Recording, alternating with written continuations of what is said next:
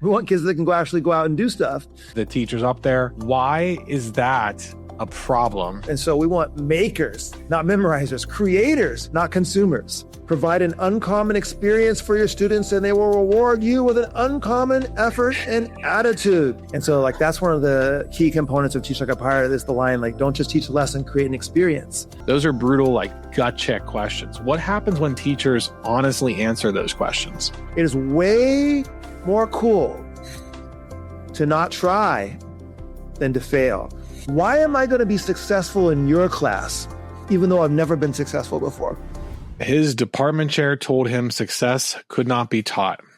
That was just personality. So he built a system that's now been used by hundreds of thousands of educators worldwide, a New York Times bestseller, and built a company publishing from scratch. From classroom magician to educator disruptor, that's what we're breaking down today with Dave Burgess. Welcome back to Supported Learning Podcast. I'm your host, Dr. Joe Sebastian.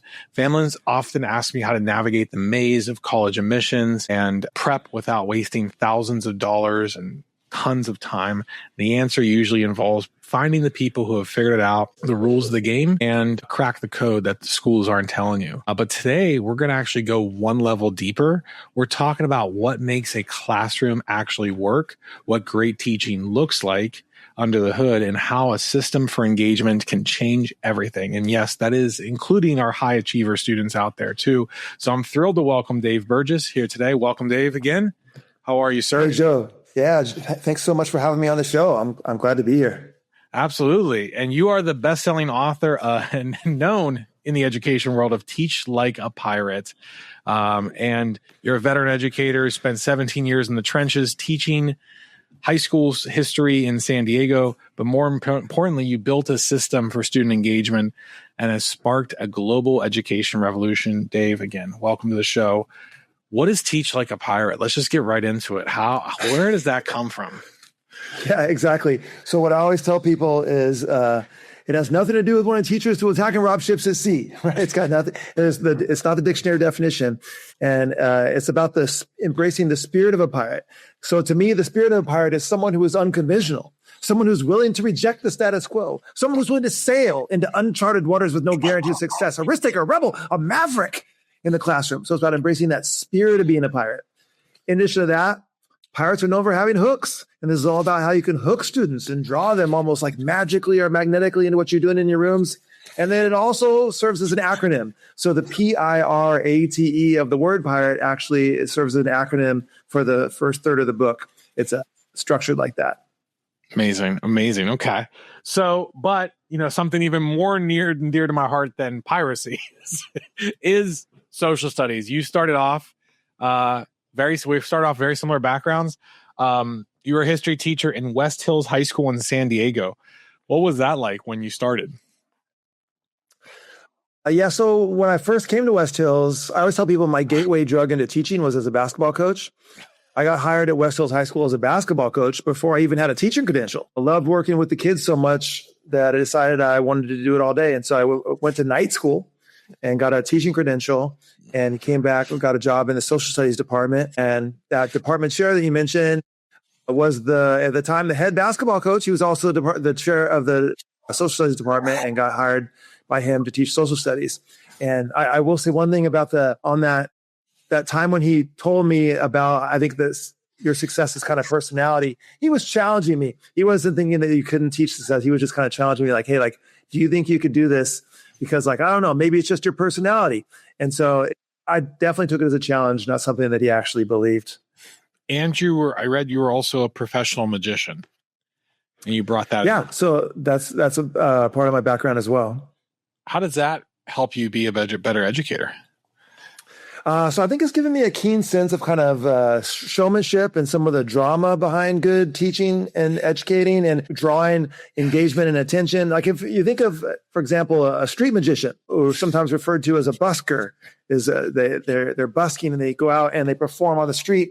If you think about it, they have no audience. Nobody is there to go see the street magician, right? They're just walking by. And so what does the street magician have to do? They have to draw attention. They have to get the engagement of a small group of people. And then they have to be able to turn that small group of people, get that group to react and to draw other people in to see what's going on there. And the crowd gets bigger and bigger and bigger. But not only do they have to draw that audience, if you're a street magician, you have to keep that audience too. So you have to learn how to eliminate your transition. Like if you take a long time in between tricks or do something where you lose engagement, well, people just walk away. They didn't pay a ticket to be there. They're just standing on the sidewalk walking by. So they can just walk away. And so your audience is solely in front of you based on your ability to engage them. So that is a very powerful skill. And then not only do you have to keep your audience, but then at the end, you have to be persuasive enough to get them to take action. And for a street magician, that might be putting money in the hat. But for a teacher, we want our kids not just to be able to recite a bunch of facts and trivia, but we want them to go out and take action and make a difference in the world, right?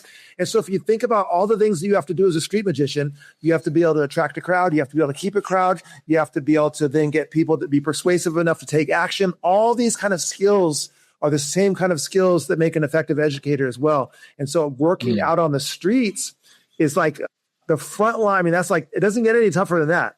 And so that's that background, and some of that background in showmanship, I think was super powerful and effective for me when I became a classroom teacher. And you taught and you specialized in hard to reach, hard to motivate students, sometimes the hardest population to engage and motivate. What did you figure out about those students that most teachers miss? Okay, so there's a few things on this one. One, I have this quote in the book where I said this: provide an uncommon experience for your students, and they will reward you with an uncommon effort and attitude. Meaning that, like, I know I have students in my classroom that are a living nightmare for many teachers on the schedule. And then when I hear these stories about things that they did in other classes or around the school, and I think to myself, I don't know what you're talking about. Like, that kid's amazing in my class. Well, what I think is going on there is that I am providing something that's very uncommon for them. And the way that I'm teaching them, the way that I'm seeing them, the way that I'm validating their presence in the classroom, and the kind of experiences I'm creating for them that they find engaging. And so in return, I provided them that uncommon experience. They were rewarding me with a kind of effort and attitude that they maybe don't give to other authority figures in their life who don't provide the same thing. So that's one super important thing. The other thing is relevancy. A lot of kids who are behavior problems in school, it's because they don't see the relevancy of it. And so it's really diving in and trying to figure out, how can I make this seem and appear and be relevant for my students, and for them to see that relevancy to their life. And then the final thing I would say on this is that for a lot of kids that struggle in school, behavior management is almost like a defense mechanism. Behavior management problems or a defense mechanism. A lack of engagement is a defense mechanism. It is way more cool to not try than to fail. And kids care a lot about how people perceive them. And so it's almost like a self-fulfilling prophecy of failure. Like, I think about when I start class, beginning of a school year, I think to myself that there's a group of kids that are out in front of me. They're asking me this question. They're saying, like, why am I going to be successful in your class, even though I've never been successful before? Like, maybe school hasn't been a place that they felt validated. School hasn't been a place that they've been successful. They haven't felt smart or believed that they're smart, right? And they're saying, like, this whole educational experience has not worked for me in the past. Why are you any different? Uh-huh. They're not going to actually say that. But I go into my new school year thinking that there's at least some of them that are saying that in their head. And I go out of my way to try to convince them that this is going to be a different experience for them. And this class has been specially designed for them to succeed. And so that's some of the things I would say about those hard to engage kids. So when did you make the decision to leave the classroom and go kind of full time on this? So it was, what was it? 17 years in? Something like, it was like, really? Like it was hard. It was, but I was getting to this point where, the book had come out. The book I had the good fortune to have it go viral and went crazy. And then the speaking engagements were pouring in, and I was really on fire about spreading this message and trying to make a larger impact by getting this message in front of as many teachers as possible. And I felt like I was kind of sabotaging my ability to spread this message because, for example, I just couldn't miss any more days. I was like, all right, I already tapped out all the days that I could take off. Right. So I was having to turn down speaking engagements, things that I wanted to go to, things that I was excited about going to. And so I had to make a very tough decision. I love teaching, but I'd made the decision that I needed to kind of just step into and lean into this message. And it was already kind of starting to take off and go viral. And I thought, like, if I let go of this day job and just really lean into this could possibly go crazy. And so that's what happened. I'm pretty sure. So like at the early part of my career, I had like 3 schools in 3 years. My first teaching experience was North Carolina, and I went to a DC charter school, and then I was teaching in Fairfax County. But I'm pretty sure you spoke at one of those. I can't remember where it was, but I know you were one of the featured speakers at like our convocation or like our kickoff as well. But you do, you're now making an impact in education at a different level of motivating teachers, of teaching teachers engagement strategies and engagement. And so obviously, working with students who are apathetic, that don't think school works for them, you're reaching out and getting kids to actually care, which is amazing. What on the other end of the spectrum for teachers out there that have the highly affluent kids, that have the kids that school just works for them. They are really good at school. They're compliant and they come and they get great grades. And, to a novice administrator, to a parent that doesn't know better, that's engagement. They're sitting and getting instruction. Everything's well behaved. The teacher's up there. Why is that a problem? And what would you say to a parent who said, well, that's a well-structured class and there's tons of engagement there? What do you look for? How do you coach that? Yeah, so I think what's happening a lot of times in those classes is that you have a group of students who are incredible hoop jumpers. They are very good at playing the game. They've learned to play the game. They know how to play the game. They know where all the hoops are and they know how to jump through them. But that does not necessarily mean that they're being challenged and that they're they're taking it to that next level of we're not trying to put better Trivial Pursuit players in the world. We want kids that can actually go out and do stuff.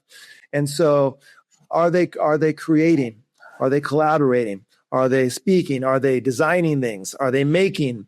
Right. And so we want makers, not memorizers, creators, not consumers.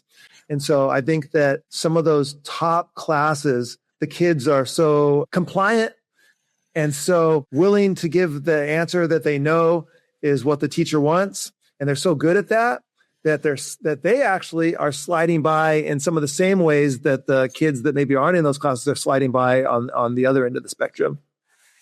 What are you seeing in the schools that you're going into and working with today, genuinely, like across the board? Like, do you see it improving? Do you see it decrease? Like, what is the state of schools that you're coming across that you work with and where our teachers are? Because we're getting into your passion.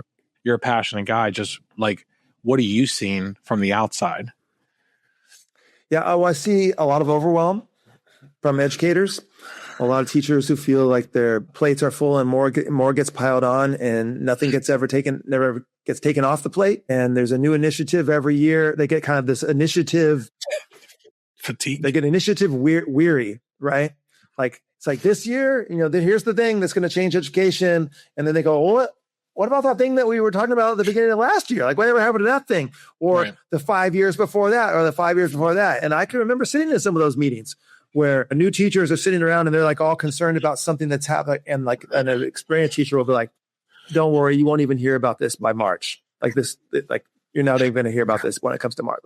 And so I think teachers are a little disillusioned at that. And I think they're finding that kids are an increasingly challenging to compete with some of the wildly engaging things that students are into that maybe require not as much attention span as in the past. The TikTokification of the culture, maybe you would say something like that. So that TikTokification of the culture, I think I see a lot of teachers complaining about.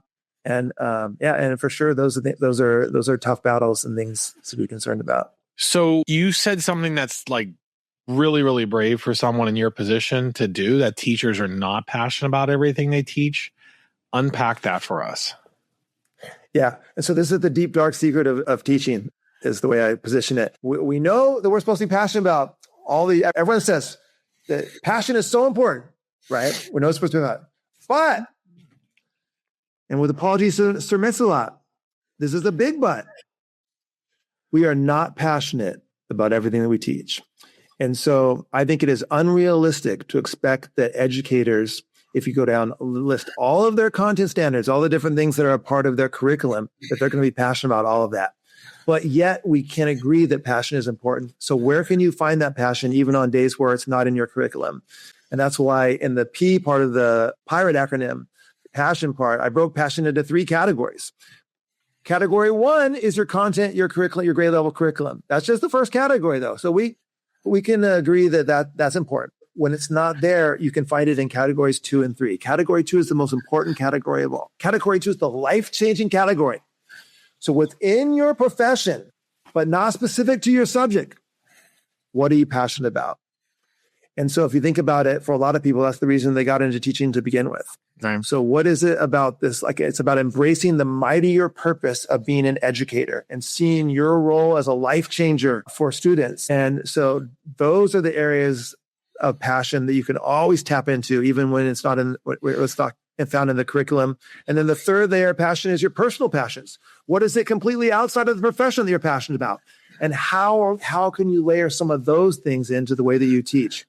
Because what is unique about you, your particular strengths and talents, that's what's going to make you most powerful and effective in the classroom with kids. And so for me, for example, that's my very diverse background has come together to create the best me. There's this weird thing about the book Teach Like a Pirate. There's not one single education book referenced inside of it. Not a single one. Not because I don't like education books. I published over 200 of them. Because that's not where it came from. It was my background as a coach. It influenced the way I break down instruction, the way I develop a motivational component to my class, the way I give feedback to students from my coaching background. My background as a magician, again, creates this sense of showmanship and all that. My background as a marketer and entrepreneur, how a marketer and entrepreneur is crafting persuasive messages in order to get customers to take action. I'm trying to craft persuasive messages for my students and using sales and marketing kind of style techniques in order to do that. And all these things from my background have come together to create the best me. But Teach Like a Pirate is not about you teaching like me. Teach Like a Pirate is about you taking your strengths, your talents, and your voice, and then weaving it together with some of these human nature ideas from the hooks of Teach Like a Pirate to create the best you. And so I'm not trying to create clones of Dave Burgess as I travel and do these workshops and keynotes and speeches and all that kind of stuff. I'm trying to get teachers to lean into their strengths and talents and their voice that they can offer that is unique in the classroom. So you don't have to be passionate about everything as a teacher. You have to be passionate about some lanes, though. Yes. You have to find some way to bring passion into what you do, but it's not always going to be for the Spanish-American War. It's a good war, though. Splendid little war, I hear. Yeah. Well, I see what you did there. You like that? It's a, that is a structural gap that we talk about constantly. Schools expect teachers to be passionate about everything, and that can be unrealistic. And it's completely unrealistic. Right. And when passion drops, so does the engagement. And I think what you said is an important point that I don't think there's ill malice in education. It's just the system is producing this apathy and burnout. Like, it's just do more with less. And that is just consistent. And so you could have the best teachers, but they could be in a system that doesn't support them or that piles on, or just for whatever reason, there's so much, but it is forcing a lot of good educators out of the system. And so in that, whatever your personal opinions are about schooling and public education, kids end up suffering in the long run, because the more good educators that leave, that's not going to be a net positive for kids. So, you've said about, seeing parents come into their home disengage and assume, it's the kid's problem. Sometimes it's the system problem, but you can kind of give a diagnostic for that in terms of if there's a way to reach every kid in your classroom. You truly believe that. Oh yeah, absolutely. I'm trying. And so, however, with this cautionary note is that, like I once had a teacher come to me and say that they were going to quit the profession. They weren't cut out for it. And I said, "Oh, wait, hold on. Like, what happened?" And they described a situation where, like 28 of the 30 kids in their class were wildly engaged, and like 2 kids were a behavior problem and popped off and like created a disruption, right? And they walk away from that experience feeling like a failure. And I told them, I said, well, listen, 28 of your 30 kids were engaged. Like, if you create a rubric for success, that you have to have 100% engagement from 100% of your kids on 100% of the days, you have now created a rubric which is going to guarantee you a career and lifetime of failure and disappointment. Like, it's not about perfection.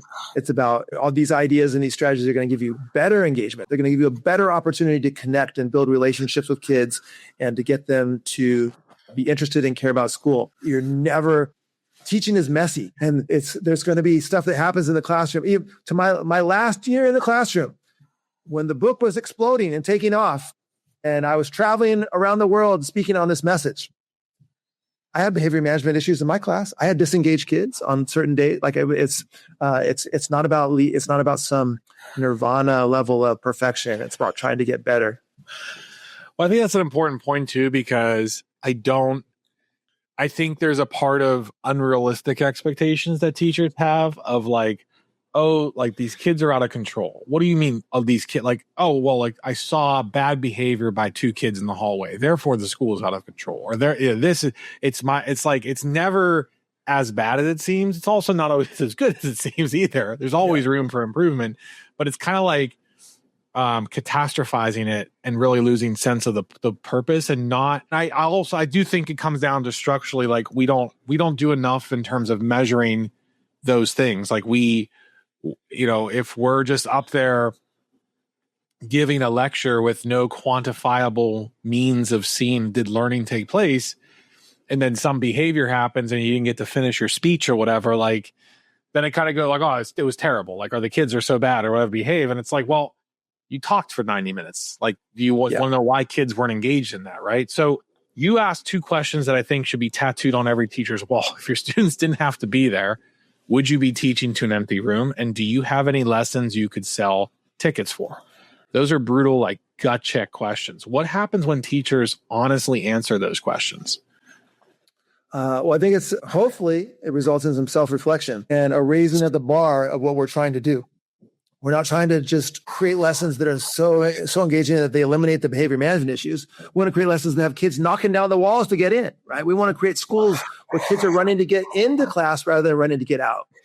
And so it's kind of putting it's just kind of like say like, hey, here's my content. Not good enough. How do I make it come alive? How do I make it memorable? How do I create an experience around this, right? And so like that's one of the key components of Teach Like a Pirate is the line like, don't just teach a lesson, create an experience. Lessons are easily forgotten. Experiences live forever. So yes, you know your content, presumably, but that's not enough. How can you make it come alive for kids? And so that's in the TLAP or Teach Like a Pirate community, we call it a ticket lesson. Like, do you have any ticket lessons in this unit? And are all of my lessons in every single unit that I teach a ticket lesson? Absolutely not, right? But do you have any? You have a culminating lesson, an opening lesson, or something that is so engaging that, kids would buy a ticket at the door. It's a tough one. Intentionally so. So you had a system, you had the philosophy, and you started speaking. Then obviously came the book, and you made the decision that blew up the playbook here. You wrote Teach Like a Pirate. You had publishing contracts on the table, traditional deals, and you said no to all of them? Why? Yes, that's exactly. Yeah, so I can still remember it was in a coffee shop in Washington, D.C. that I got offered my first publishing contract. Okay.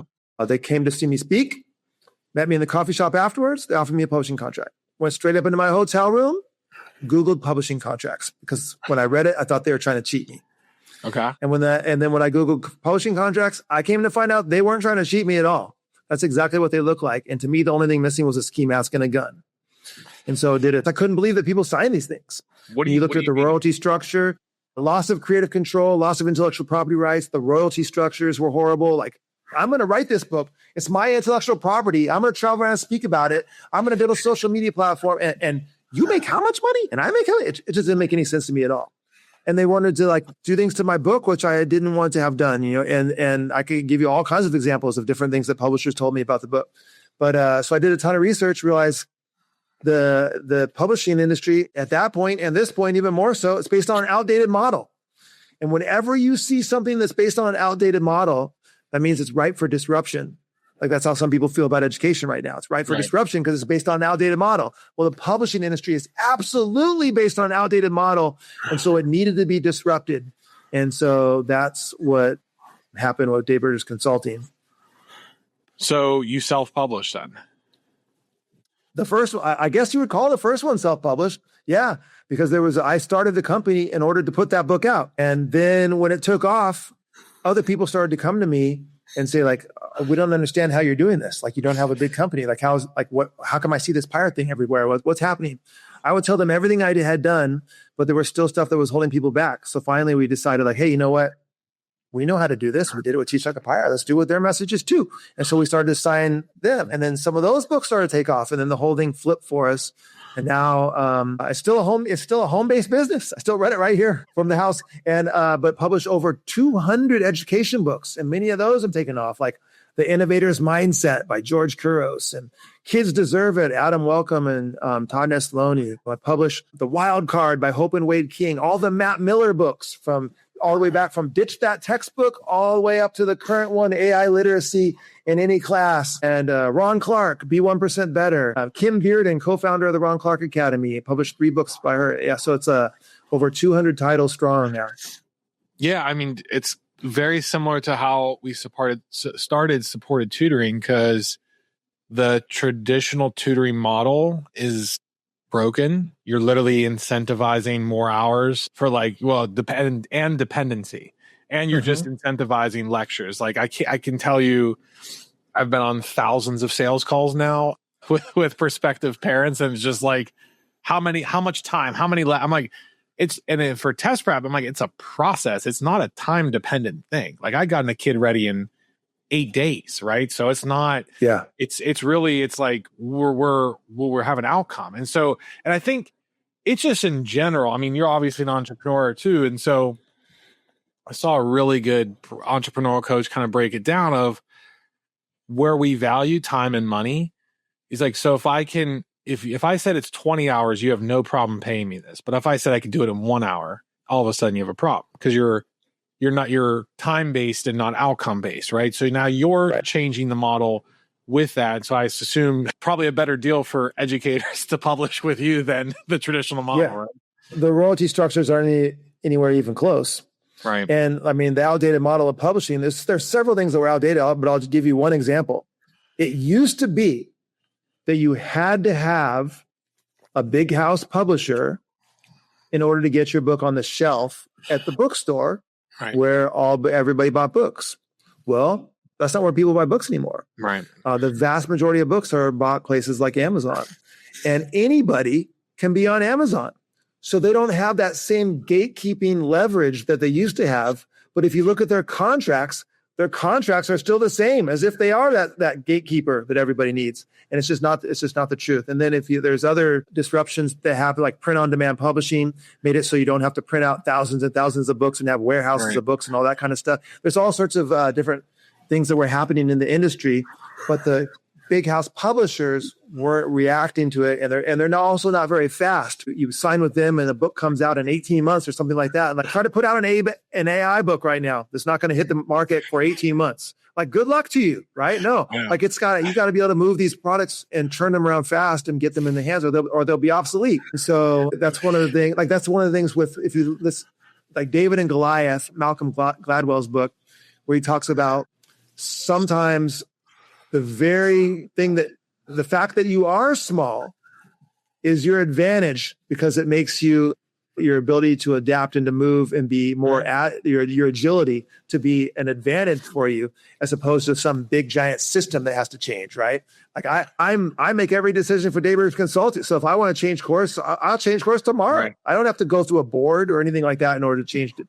I can change course tomorrow. And so that ability to be a small business sometimes is a strength as opposed to a weakness. It's funny that you mentioned AI books. So I think I bought the AI driven leader for education. I forget what it's called. I haven't not cracked it open yet. I bought it maybe 2 weeks ago. I think I'm still within the 30-day window to return it to Amazon. I'm pretty sure the book is going to be outdated by the time I read it. Like it is, because like I'm watching YouTube and everyone was all over OpenClaw in terms of Biomac Mini, OpenClaw, and AI changed so fast that like Claude has now made OpenClaw kind of almost obsolete. It's way more safer to do it on Claude than OpenClaw and agentic AI. It's unbelievable how fast it's changing. So let's talk about another broken model or outdated model, the system of education. How do we disrupt that? How do we change that? Can we change it? It's ripe for disruption. I think people are trying to dismantle it and not disrupt it in a lot of the political wins. But are we too big? Are we too big to fail? Too fat to diet? Right? Are we too insulated to change, or is there a possibility it can change from within? I think we can. I think the perfect example of this to me is COVID-19. And so everybody said, education moves slow. Things can't change. You have to, it's a big ship. You have to turn, it's going to take a long time for the ship to turn. We're talking about a 5-year plan. This is not something that can happen next year. Things like that, right? Well, education shifted over a weekend. And all of a sudden, when we had to change, all of a sudden you saw unbelievable innovation, collaboration, connection, people reaching out, helping each other, supporting each other. And you saw an unbelievable fast transformation happen of the educational system. Now, was it all great? No, of course not. But it was a necessity and it happened. So I know that education can change. I know it can change fast. So I always kind of push back on this idea that things have to happen slow. I don't think they have to happen slow at all. So you have kids like I do going through the education system. So you're both an educator and a parent. And what do you see parents getting wrong when they evaluate their schools, kids' school and educators and teachers? Well, if you talk to any administrator, one of the things that you'll hear, and they get parent requests for teachers and things like that, one of the things that I think parents get wrong is that maybe it's not always the most popular teacher that is the teacher that you necessarily want to have your kid in the class. So the one that gets the most requests sometimes is not the teacher that is really the one that the administrator will put their kid in the class. Right. So that's one thing. And then I think the other thing that gets, and this might be a little bit of a politically driven thing too, but anyone that tries to sell you the idea that teachers have some sort of agenda outside of what's best for your kid, they're just delusional. They're insane. Teachers are busting their butts trying to teach their curriculum and deal with all these problems and issues. The idea that they're also trying to have some sort of agenda about what your kid's life is just absolutely insane. Well, it's because we were heroes when we started COVID, then we became the villains. Schools, Dave, are failing, but they're also so good that they're indoctrinating children. It's amazing how they're both. So you can't have both. Yeah, they are either the worst things on the planet, or obviously I don't believe this, but or they're literally brainwashing the kids, in Brave New World. So what you got? Pick a lane. And you hear teachers all the time, if I had the power to indoctrinate kids, the first thing I would do is have them turn in their homework on time. No, it's not. I'm not going to try to change their political beliefs. I'm going to make sure they bring paper and a pencil. So that's the idea that there's some sort of wild agenda happening in public education when really you just have people that are at the heart of it out for nothing but the success and what's best for your kid. So whenever you see that kind of narrative, I think it's always good to push back on it. But, there is parents listening out there that, it's not obviously some parents can recognize that some teachers might be going through the motions out there. Some teachers maybe should have left the field or are still in it for the wrong reasons and maybe just going through the motions, not excited about learning. For a parent out there that knows their kid has that teacher, what should they do? What kind of questions should they be asking? Yeah, I don't have any problems with parents advocating for their kids. And I think that it's kind of, if you think about what we say to teachers about interacting with parents, we talk about opening the lines of communication. And we talk about delivering good news, not just bad news.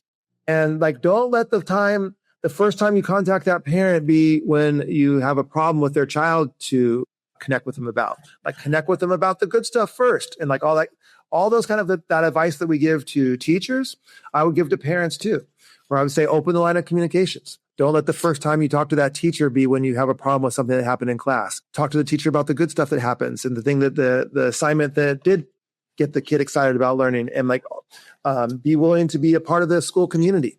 Like when I think about when my kids went through school, my Shelly, who was ex-wife now, but Shelly she was on the board of the PTA. I was coming to school and reading in the kids' classes. I was getting out in a time where I could get to the end of the school day and read in the classes. She was a part of the PTA organization. Like, get involved, be a part of the conversation and be a part of the school community in a positive way. And then that's going to go a long way. And with AI, I think we're moving away from where the teacher has to be the content deliverer. Because like right now, AI can teach you anything. But if kids don't know how to critically think about what they're getting taught, they know how to actually analyze stuff, because AI, funny enough, can hallucinate and can have bias, different confirmation biases and things. What is the role of the educator? And that, it seems like that's the human connection that you're talking about, of where we need to be as educators, of actually giving a shit of kids. Like, that's making those connections and really reaching every kid. Because I see the dangers still being in the system. Apathy is really bad for kids who are completely disengaged. School does not work for them. They don't recognize that they get any value from being in school. They are going through the motions, and they don't. There's nothing you can't sell them on content. You need this class because of this, and that I think is growing more and more, and they're losing that. Why should you care if they don't look for it? Yeah, I think that's true. I think I also, anytime you see something about hey, we should have robots instead of teachers or anything like that, like, it's time to, we won't mention any names, but that recently came up, that there should be unbelievable pushback against that as well. Because what you'll never get without a human in the classroom is that sense of like, hey, you know what? This is the lesson. This is the curriculum. But what that kid said right there is more important than my lesson today. This is a teachable moment. Like that, we can go down the rabbit hole of what's just that kid just asked a question right there that is going to take us in a whole different direction. And it's going to take us away from the curriculum, but it's way more important than the curriculum today. Let's go there. Moments like that, it's the art of teaching, not always the science, that is entirely human. Did someone really say robots are going to replace educators? Did someone politically say that?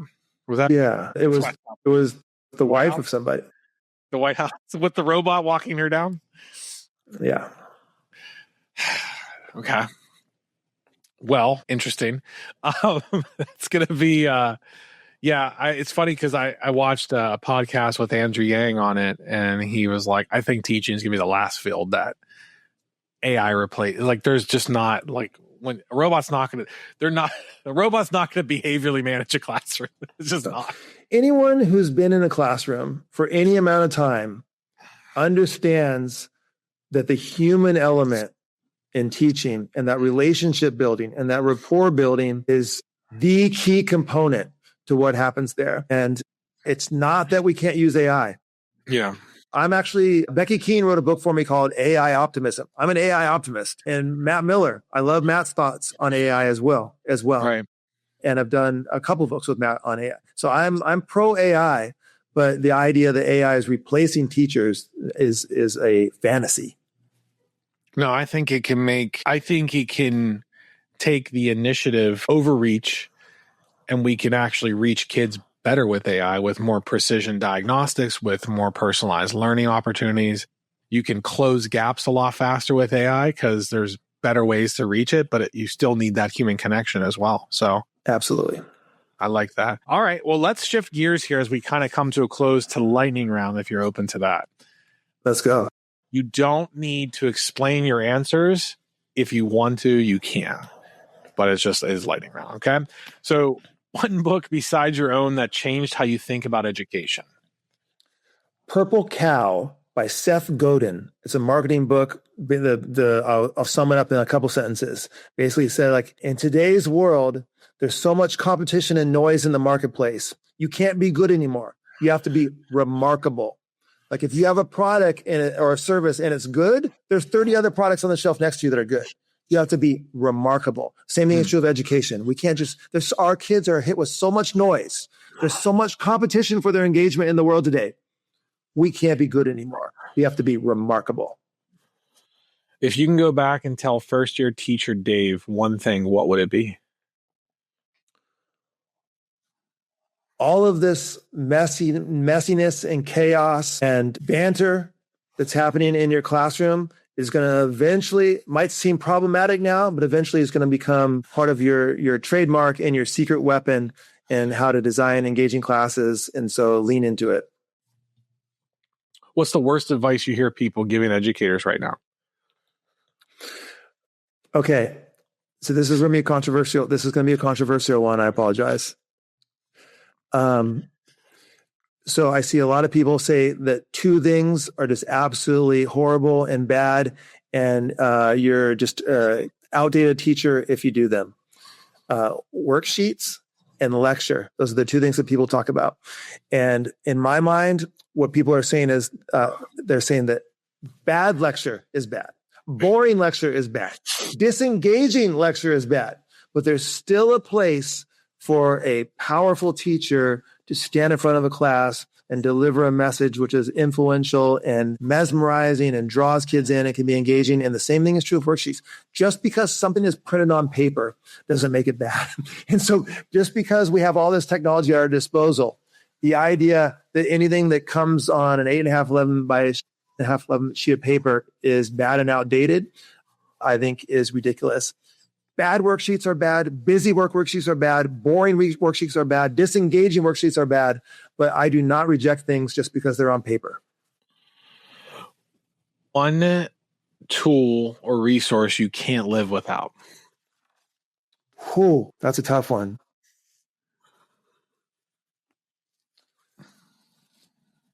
I'm going to say, broadly speaking, social media. And so social media gets a bad rap these days, and it can be an incredibly toxic place if you allow it to be.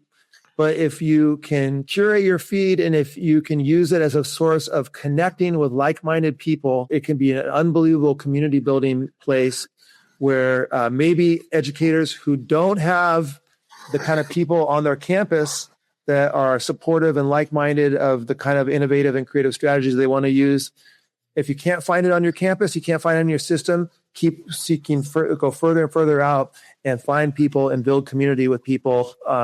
And it can be an incredibly uplifting place. It's the same thing with worksheets and the lecture. Yes, social media has bad aspects, but just because it's on social media doesn't mean that it's bad. It can be used as an incredibly empowering place.